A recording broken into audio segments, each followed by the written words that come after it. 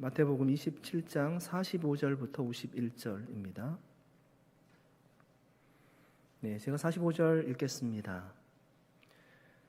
제6시로부터 온 땅에 어둠이 임하여 제9시까지 계속되더니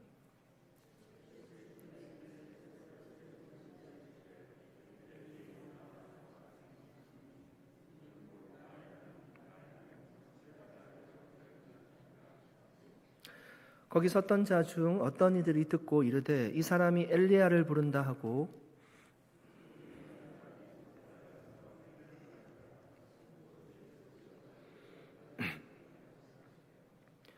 그 남은 사람들이 이르되 가만두라 엘리야가 와서 그를 구원하나 보자 하더라.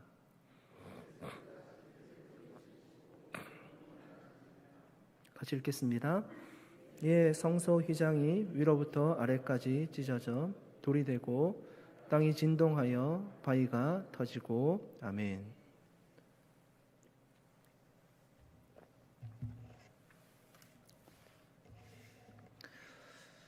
여러분 예수님이 유대 시간으로 제3시에 못 박히셨습니다.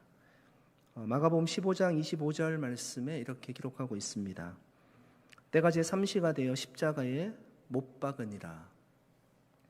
유대 시간 제3시는 오늘날 우리가 사용하고 있는 시간으로 오전 9시를 말합니다. 오늘 우리가 읽었던 45절 말씀에 보시면 제6시부터 9시까지 그 땅에 어둠이 임했다고 얘기하는데요.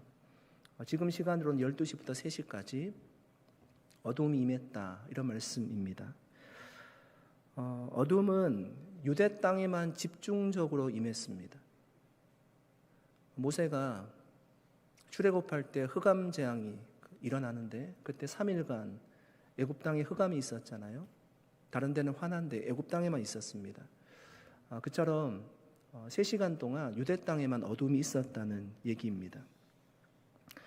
사실은 가장 밝아야 될 시간이죠. 12시부터 3시까지는 해가 가장 중천에 떠 있는 시간인데 그 땅이 특별히 3시간 동안 어둠이 있었다는 얘기입니다. 이것은 하나님의 초자연적인 역사를 보여주는 사건이었습니다. 여러분 왜 그 땅에만 어둠이 있었을까요? 두 가지로 우리가 좀 이해를 해볼 수 있습니다. 메시아를 못 박는 유대인들에 대한 인간들에 대한 하나님의 심판과 저주의 의미가 있습니다.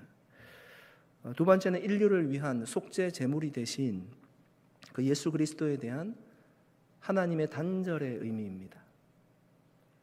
예수님이 제9시가 될 무렵에 오후 3시죠. 운명하셨습니다. 그때 여러분 예수님의 절규를 한번 들어보십시오. 46절 말씀입니다. 제9시쯤에 예수께서 크게 소리질러 이르시되 엘리 엘리 라마 사박다니 하시니 이는 곧 나의 하나님 어찌하여 나를 버리셨나이까 하는 뜻이라. 여러분 예수님께 가장 고통스러웠던 것이 무엇일까요? 백성들의 수치와 조롱, 물론 고통스러운 거죠. 육체적인 고통도 엄청났을 겁니다. 머리에 가시관을 쓰시고요. 손과 발에 못이 박혔습니다. 피가 계속 흐르지 않겠습니까? 얼마나 고통스러웠겠습니까? 그런데 오늘 본문에서 알려주듯이 예수님께 가장 고통스러웠던 것은 자신이 하나님께 버림받았다는 것입니다. 엘리 엘리 라마 사박다니 나의 하나님 어찌하여 나를 버리셨나이까. 하나님께 버림받았다는 그 마음이, 하나님과 단절되었다는 그 마음이 예수님께 가장 컸던 거예요. 그것이 이제 절규로 터져나오게 된 거죠. 여러분 예수님은 왜 그렇게 처절하게 십자가 고통을 당하셔야만 했을까요? 십자가형은 당시에 가장 죄질이 좋지 않은 죄인들에게 행해졌던 형벌이었습니다. 그런데 예수님은 죄인이 아니었습니다. 예수님은 죄가 없으세요. 고린도후서 5장 21절 말씀입니다. 하나님이 죄를 알지도 못하신 이를 우리를 대신하여 죄로 삼으신 것은 우리로 하여금 그 안에서 하나님의 의가 되게 하려 하심이라. 뭐라고 말씀하죠? 하나님이 예수님이 죄를 알지도 못하는 분이시래요. 예수님은 여러분 하나님의 아들 하나님이시니까 지식적으로 죄가 무엇인지에 대해서는 알고 있을 겁니다. 그러나 경험적으로 예수님은 죄를 지어본 적이 없으세요. 그분은 죄를 알지도 못하는 분이셨습니다. 그런데 하나님이 죄를 예수님께 짊어지우셨다는 거예요. 죄로 삼으셨다 이렇게 고백합니다. 그 이유가 무엇입니까? 우리가 그 안에서 의가 되게 하기 위해서, 의롭게 되게 하려고 하나님이 예수님께 죄를 짊어지우셨다는 얘기입니다. 하나님은 예수님께 왜 제 무거운 짐을 짊어지우셨습니까? 우리 모두는 하나님 앞에 죄인이기 때문에 그렇습니다. 도덕적으로 아무리 깨끗하게 살아도요, 죄인입니다. 천사와 같은 갓난아이들이 무슨 죄가 있겠습니까?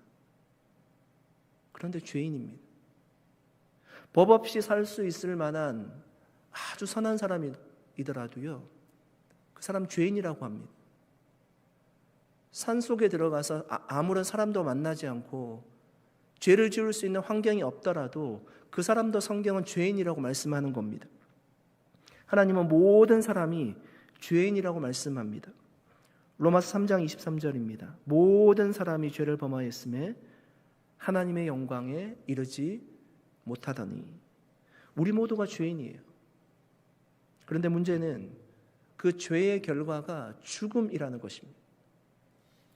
로마서 6장 23절입니다. 죄의 싹은 사망이요, 하나님의 은사는 그리스도 예수 우리 주 안에 있는 영생이니라. 여러분, 아담과 하와가 죄를 짓고요, 사망이 찾아왔습니다. 모든 인간이요, 죽을 수밖에 없는 존재가 되었습니다. 우리가 영구적으로 이 죄 문제를 해결할 수 있는 방법이 없어요. 구약시대 때는 동물 제사를 드리잖아요.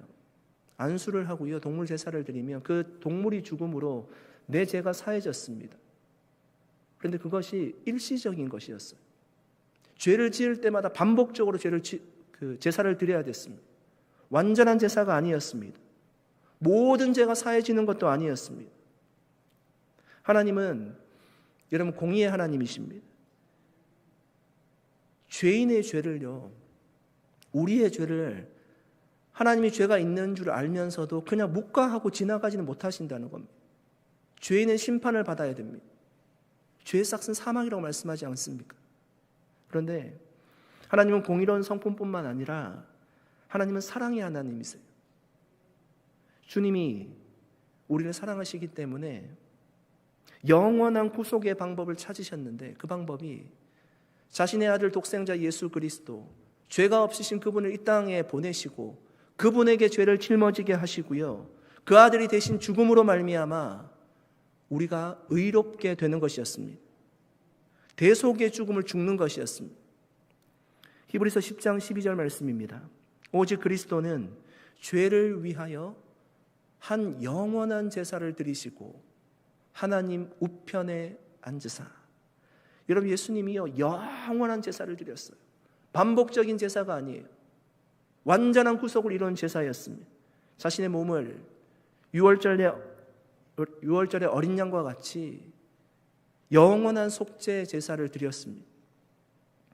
하나님은 그 영원한 제사를 받으시고요, 예수 그리스도의 보혈을 통한 그 피를 믿는 자에게 의롭다고 하시고 구원하시기로 작정하셨습니다. 두란노 우리말 성경으로 로마서 3장 24절 25절 읽어보겠습니다. 그러나 그리스도 예수 안에 있는 구속으로 인해 하나님의 은혜로 값없이 의롭다는 인정을 받습니다. 하나님께서는 이 예수를 속죄 제물로 내어주셨습니다. 의롭게 되는 것은 예수의 피를 믿음으로써 이루어집니다. 이는 하나님께서 오래 참으시는 가운데 과거에 지은 죄를 간과하심으로 그분의 의를 나타내시기 위함입니다. 여러분, 사람이 죄인에서 의인이 되는 것은요, 내가 선한 일을 많이 한다라고 의롭게 되는 것이 아닙니다. 내가 어떤 노력을 많이 해서 그 단계에, 그 지경에 오를 수 있는 것이 아닙니다. 의롭게 되는 것은 한 가지라고 말씀하시죠. 그 피를 믿음으로. 여러분이 고난주간을 보내면서 내 안에 정말 예수님의 구원이 있는지를 한번 돌아보십시오. 우리가 교회 생활을 열심히 하고요. 주일날 시간이 되면 나와서 예배드리고요. 얼마나 귀한 일입니까? 한 주간 얼마나 바쁘게 살아가세요. 그래도 힘든 피곤한 몸을 이끌고 교회 예배 시간에 나와서 예배드리시잖아요.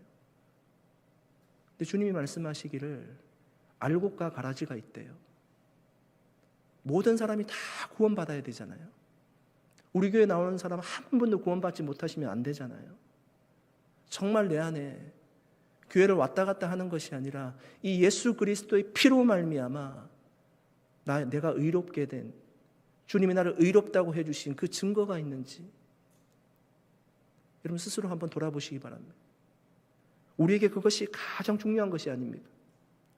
이것은 하나님의 은혜이고 값없이 우리에게 주어지는 것입니다. 무엇 때문입니까? 예수님이 우리를 대신해서 모든 죄의 짐을 지시고 십자가에 죽어주셨기 때문입니다. 사랑하는 성도 여러분, 여러분 십자가를 볼 때 어떤 생각을 하십니까? 우리가 예쁜 소품으로도 십자가를 많이 사용하고 이용하는데요. 우리가 십자가를 볼 때마다 정말 기억해야 됩니다. 그 안에 하나님의 사랑이 있고요. 예수 그리스도의 구속의 은혜가 있음을 우리가 기억해야 됩니다. 그 십자가를 볼 때마다 내 신앙을 돌아봐야 돼. 나는 예수님께 새 생명을 받은 자로서 내가 합당한 삶을 살아가고 있는지를 늘 자신을 돌아보고 성찰해야 됩니다. 바울은 예수님의 구속의 은혜를 경험하고요. 자신은 이렇게 살아가겠노라고 고백하고 있습니다. 갈라디아서 2장 20절입니다. 내가 그리스도와 함께 십자가에 못 박혔나니 그런즉 이제는 내가 사는 것이 아니요 오직 내 안에 그리스도가 께서 사시는 것이라. 이제 내가 육체 가운데 사는 것은 나를 사랑하사 나를 위하여 자기 자신을 버리신 하나님의 아들을 믿는 믿음 안에서 사는 것이라.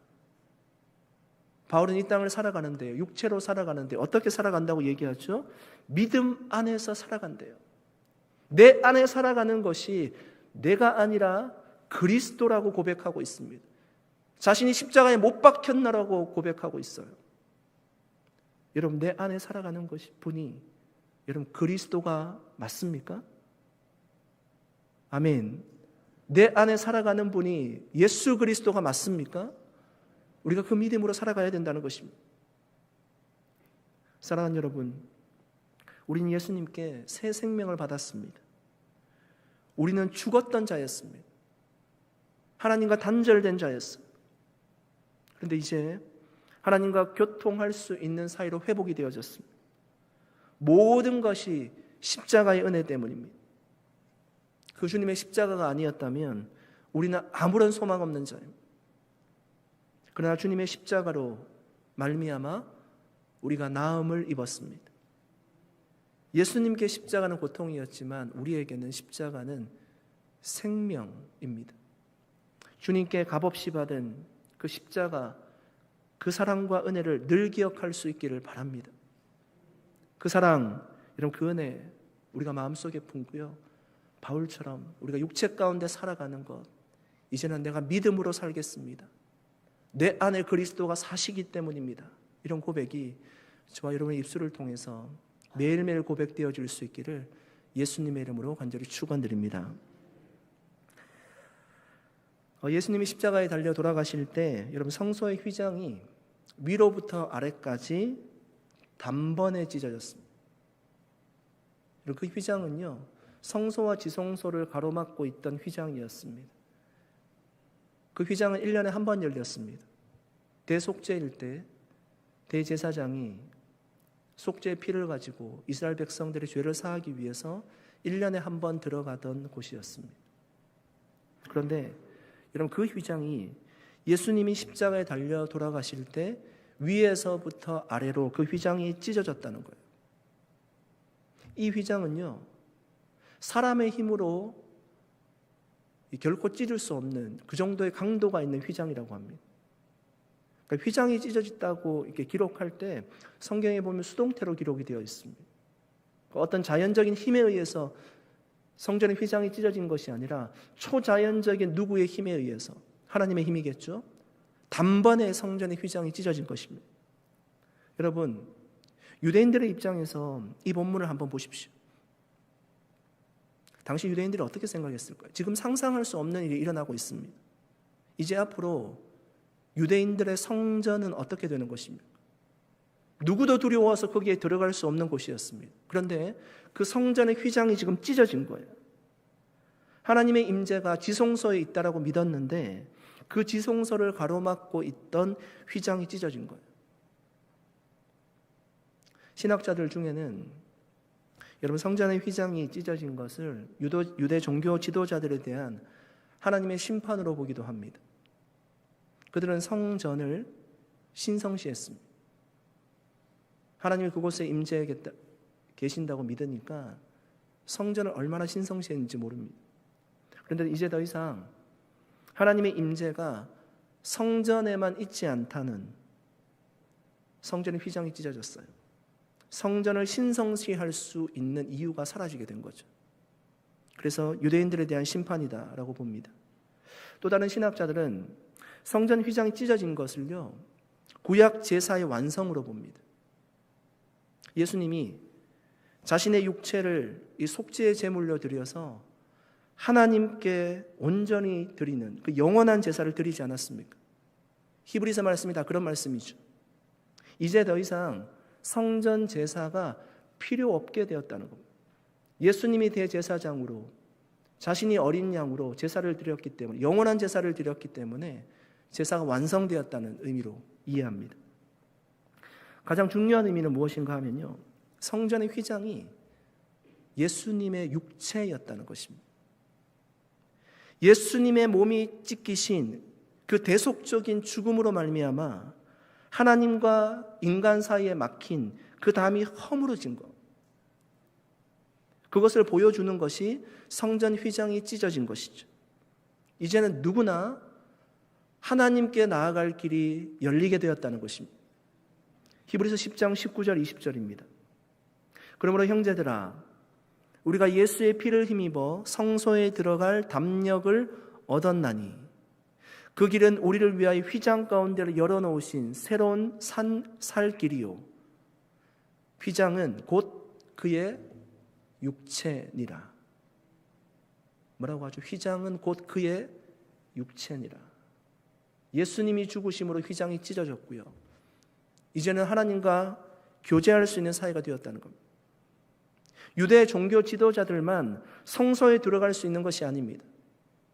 누구나 예수의 피를 힘입어서 의인이 된 사람은 성소에 들어갈 수 있게 되었습니다. 하나님과 우리 사이에 가로막고 있던 그 막힌 담이 허물어졌어요. 에베소서 2장 13절 14절 말씀입니다. 이제는 전에 멀리 있던 너희가 그리스도 예수 안에서 그리스도의 피로 가까워졌느니라. 그는 우리의 화평이신지라. 둘로 하나를 만드사 원수된 것 곧 중간에 막힌 담을 자기 육체로 허시고, 중간에 막힌 담을 자기 육체로 허시고. 여러분, 종교개혁자들이 종교개혁을 일으킬 때요, 중요한 신학적인 모토 중에 하나가 만인제사장설이었습니다. 그러니까 여러분, 어떤 특수한 사람들에 의해서 하나님을 만나는 것이 아니라는 것입니다. 중세시대 때처럼 사제들에 의해서 예배가 집전이 되고요, 그들을 통해서 하나님을 만나지 않아도 된다는 의미입니다. 구약시대와 같이 제사장이 집례해주는 제사를 통해서 하나님을 만나지 않아도 된다는 의미입니다. 성소의 휘장이 찢어졌어요. 누구나 어디서나 하나님을 예배할 수 있게 되었습니다.